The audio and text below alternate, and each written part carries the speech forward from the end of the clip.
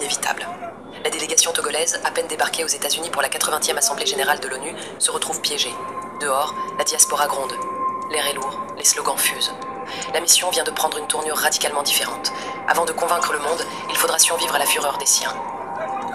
Des membres de la diaspora togolaise avaient pris position dès les premières heures, décidés à transformer l'arrivée officielle en scène de contestation. Ces manifestants, pour la plupart installés aux États-Unis, ont interpellé directement la délégation conduite par le ministre togolais des Affaires étrangères. Ils dénoncent une gouvernance qu'ils jugent autoritaire et accusent le régime de Lomé de violations répétées des droits humains.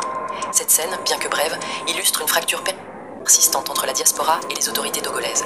Chaque déplacement officiel du gouvernement à l'international devient désormais une occasion de protestation et de mobilisation.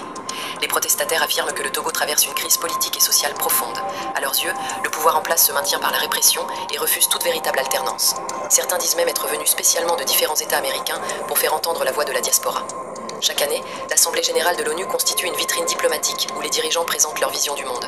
Mais pour ces citoyens togolais de l'étranger, il était hors de question de rester silencieux, alors que selon eux, leur pays s'enfonce dans une crise politique de plus en plus grave.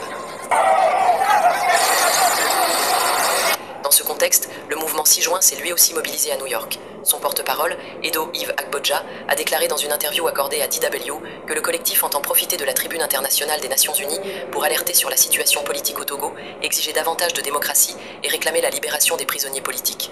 La contestation est d'autant plus vive qu'elle intervient quelques jours après l'arrestation de l'ancienne ministre des Armées, Marguerite Nyakade, belle-sœur du président du Conseil et devenue figure de l'opposition. Son incarcération symbolise, selon les militants, le musellement de l'opposition et l'absence de dialogue démocratique au Togo.